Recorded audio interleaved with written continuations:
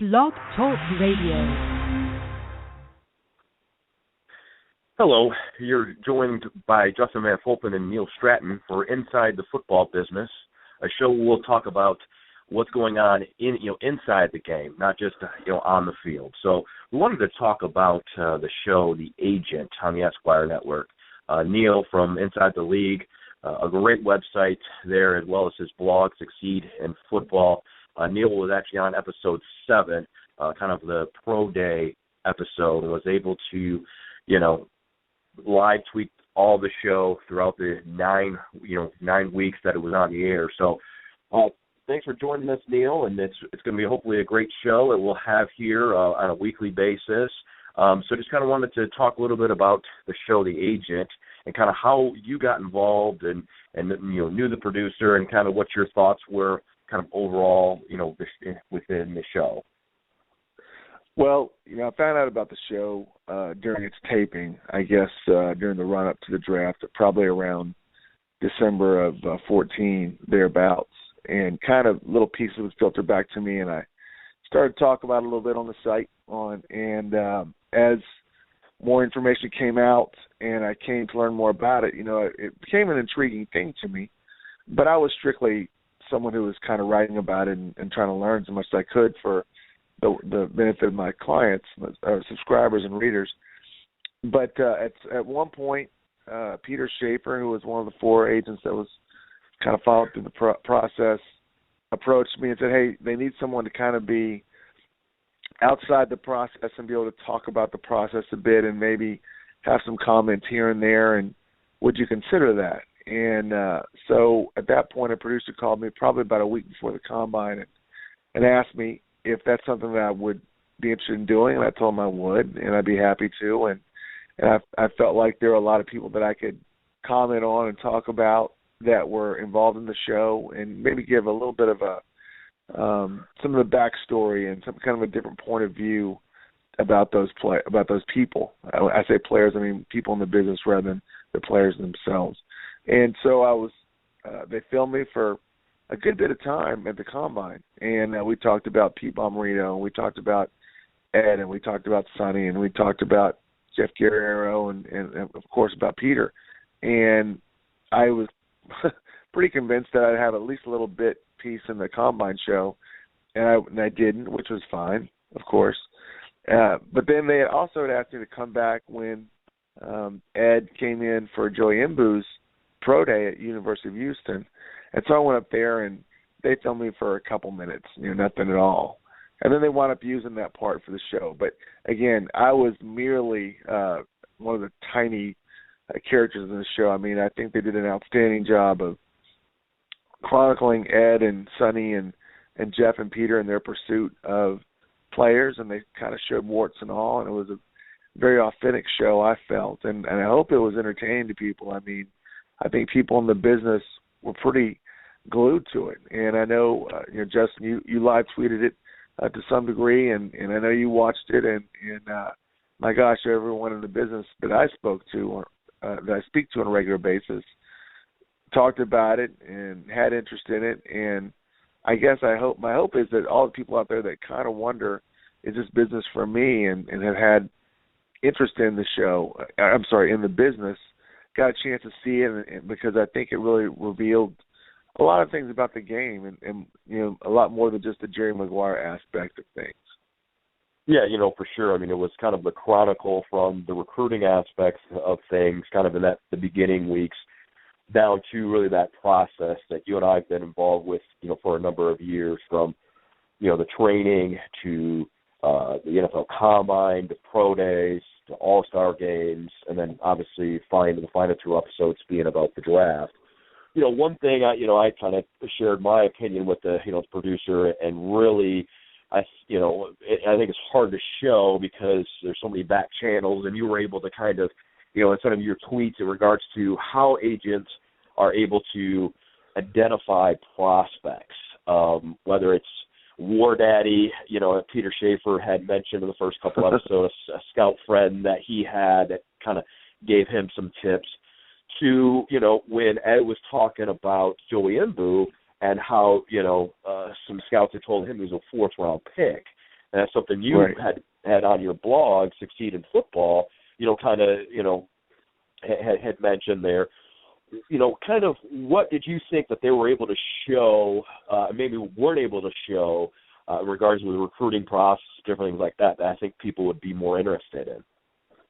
Well, I know that what I got back from agents that watched the show was, I guess, more the nitty-gritty of the recruiting process, the back and forth and, for lack of a better word, the negotiation. I mean, players now, especially players in the top 100 rated going into the draft, really are pretty savvy about their value and what their contracts are going to look like and how much money an agent's going to make and all those kinds of things.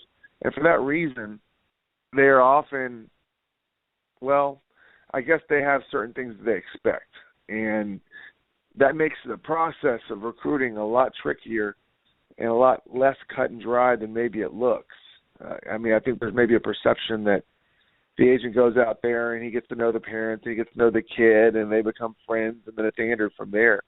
And that's not true. It's not at all cut and dry. There's always a lot of back and forth, and everyone kind of makes their offers, so to speak. Not necessarily they're going to give them a blank check, but they're, the training is one aspect, and the stipends is one aspect, and what they're going to eat and where they're going to live and all those kinds of things. How they, insurance, and every year there's a little bit more different tweaks to the package.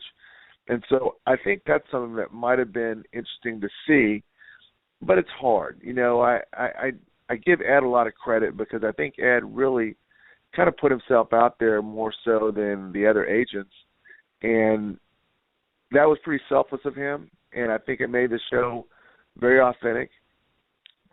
But it's hard to do that.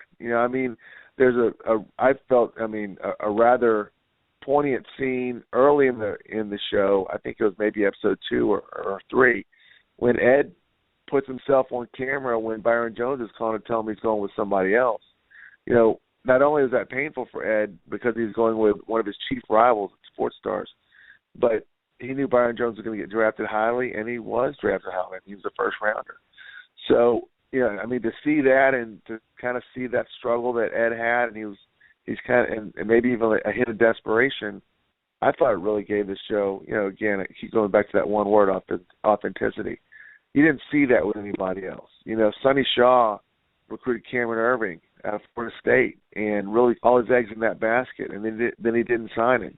Well, you don't even see any mention of Irving throughout the whole show. There were other players, I'm sure, that Peter recruited that he didn't sign, and probably Jeff as well. And we didn't get to see those. All we got to see was Ed, in his ultimately futile attempt to try to sign Byron Jones, and Tevin Coleman as well, of course.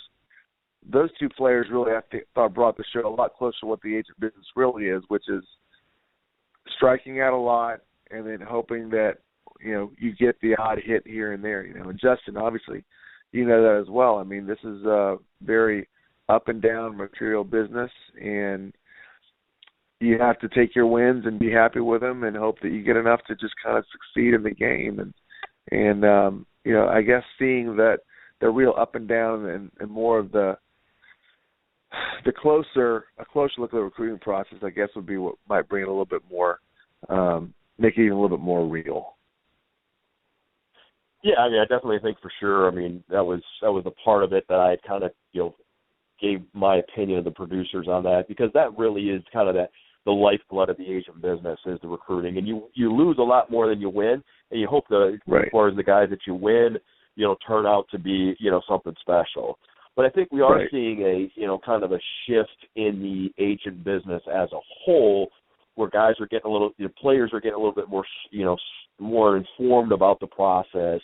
They're wanting to take more ownership of. We saw Jameis Winston, the number 1 overall pick, go with an agent that was more of a marketing side and that hadn't done any, NFL contracts because of how the CBA is, everybody kind of slotted and different things like that. That was one thing that they brought out, last 2 episodes of the show is, hey, everything's slotted, everything's there, in kind of a portion of the draft in regards to the money standpoint. And is that something you think, we'll see more as we go forward here in the next 5 to 10 years in regards to, more on the marketing side, and not just, kind of phasing out those traditional agents? Well, it's certainly possible. That's something I wrote about yesterday in ITL, was kind of we're starting to see more and more of the agents stepping aside and doing more of a flat fee kind of rating, billing, rather than the traditional 3%. And I think that's where the NFLPA wants it to go. I mean, to some degree, the NFLPA has kind of declared war on agents. I mean, they're giving the players a lot of resources that they haven't before, and they're trying to allow players, I guess, maybe more of a level of independence. And they're trying to, in my view, devalue the agent in the process, the contract advisor in the process. I think that's a major mistake. I think this is an incredibly Byzantine process, and there are a lot of things you need to know, and it's far more complicated than it looks. And I think a player who tries to walk through this, especially if they're not rated in the top 100 picks, is really taking his professional career into his own hands. So I think it's smart. I mean, I do believe that the model works, regarding contract advisors and help working with players, and I think that's true from the first pick on down. But I guess the next 5 years we'll find out if where the business goes. One thing I'll say, Justin, I always tell people is the business turns over about every 4 years. 4 years ago, when I first started in this business, which was 2002, was when ITL launched, there really wasn't any kind of combine prep. Within 4 years, that was a major part of the landscape. And then maybe another 4 years later, then every player was expecting combine prep. I mean, every player was going to be drafted. Another 4 years later, now every undrafted free agent expects combine prep. There have been a number of other changes. I mean, probably when I first got into the business, there was a level of providing the top picks with some kind of financial compensation, but it was kind of still a rather rare thing. And then maybe 4 years later, all the players were getting letters of credit from agents or from someone, involved with the agent. And then maybe another 4 years later, it was more like a marketing guarantee / marketing advance, where they were going to get money, but they were expected to work it off, so to speak. And then now we're seeing a lot more of players want a no strings attached signing bonus, where they're asking for money up front, often in 5 figures, sometimes in 6 figures, but they don't want to get paid back. I mean, they don't want to have to pay it back, and then they're willing to do a 3% deal in return, but who knows where it's going to go in another 4 years. Perhaps they're going to be looking for a flat fee plus a signing bonus. I mean, it's, again, the players understand they've got a lot of leverage and they have a lot of value, and the salaries aren't going away, and so many of them are trying to take advantage of that. Definitely, I think that's some valid points there. And Neil, kind of you've mentioned inside the league, and people, the insiders, definitely know about your website, your service. But why don't you, tell kind of the non people that are out there, maybe the parents or other people that want to get in the business, about kind of inside the league and the service that you provide there for agents and other people inside the business. Well, most people that hear of Inside the League or hear of me think I'm either an agent or think I'm a draft guy. And I'm neither.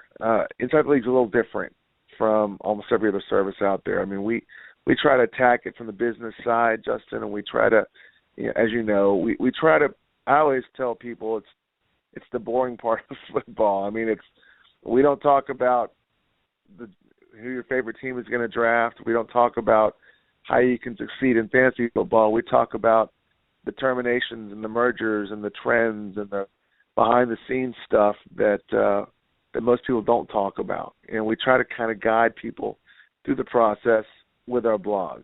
Now that's and the blog is password protected. It's kind of the bread and butter. It's kind of what people think of when they think of Inside the League. But we've added quite a few other dimensions over the last couple of years.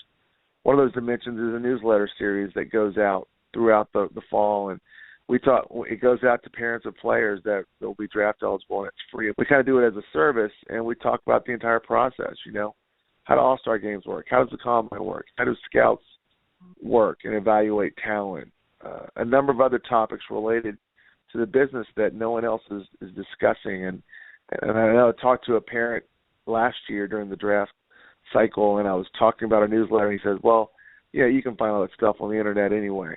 Well, that's not true. Not the detailed kind of information you really need to know about the business. And so we put that out there, again, kind of as a service because we want people to at least be equipped and to know kind of how the process works.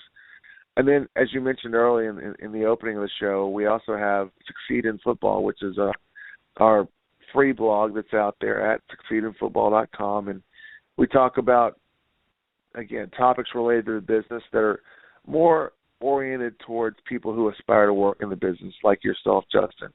Maybe people that want to be scouts or want to be agents or might want to work in insurance, might want to work in media, might want to work in anything related to the players themselves and how to build a practice, build a business, or expand the business they have. And so we talk about all those topics, and we try to break it down in a simple way and make it entertaining but also helpful and try to be motivational as well, because God knows there's so many forces at work trying to discourage people that are in the industry. So we have all those different facets of it, and we try to make it something that's a difference maker for people who are interested in football as we are, and just really have that passion. Yeah, for sure. And as far as Inside the League's great. I really love your Succeed in Football blog that you put out on a daily basis, as far as being able to give some different, insights, there. And really, I think, as we kind of march through this show and we talk about inside the football business, I think that's really the different things. So you're seeing things that are changing and trends that are kind of going on here. And one thing, we're seeing now is, guys with, declaring early. We see that's a kind of a huge thing. Back 10 years ago, there might be 30 guys.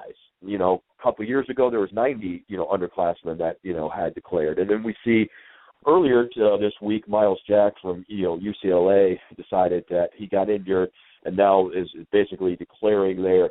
Do you think we'll see that trend continue where we see these underclassmen continue to declare? And what's your thoughts about Miles Jack and his injury and now deciding to come out instead of going back and having another senior season and being able to get evaluated there, whether at the Senior Bowl, the East-West Shrine Game, being able to, catch more attention of the scouts? Or you think, hey, it's a good idea for Miles Jack to get out there and enter the 2016 NFL Draft?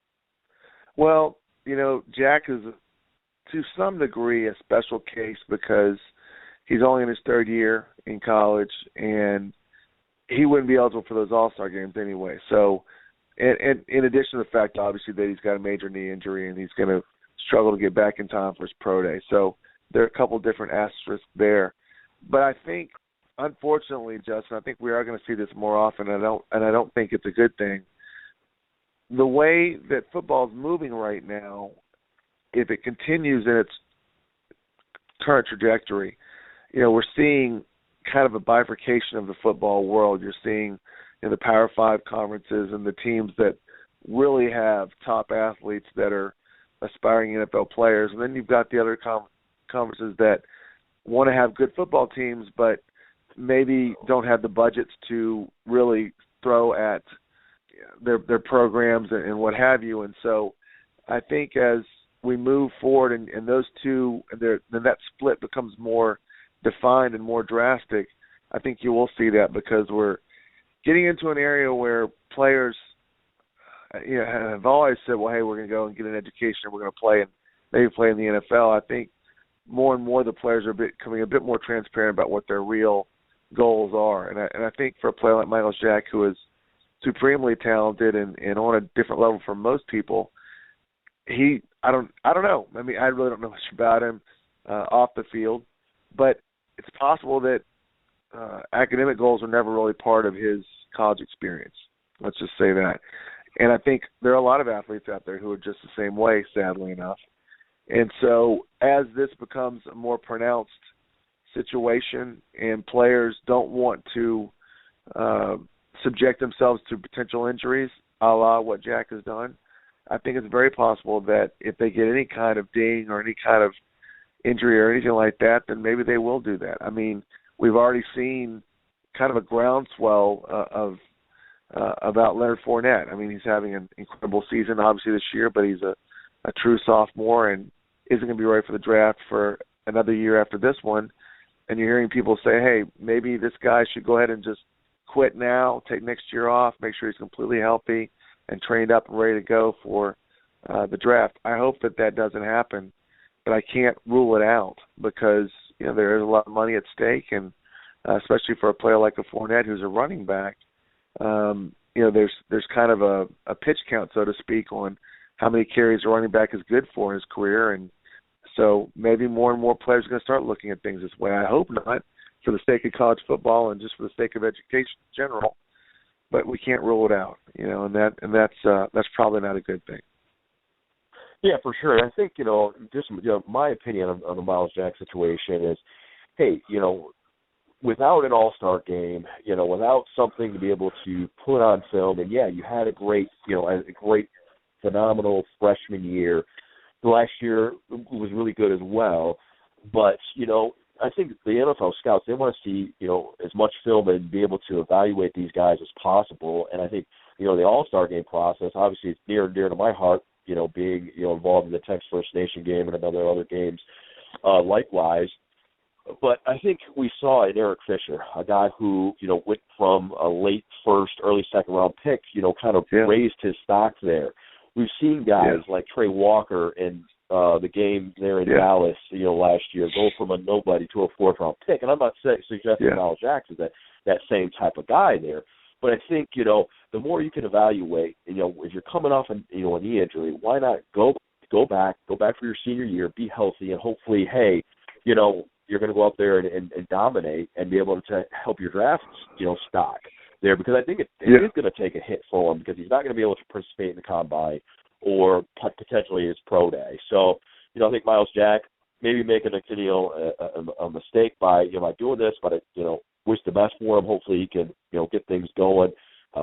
Injuries is part of the game, and like you brought up for the Fournette situation. Hey, he can't, and people are saying, hey, he should challenge it like what Maurice Clarett did or Mike Williams.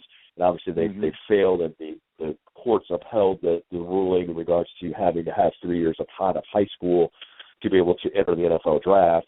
And, I think, that's some definitely good points. Hopefully, with the way the NFL is now structured, their ability to get, information to guys and not allowing everybody just to inquiry about their draft, status.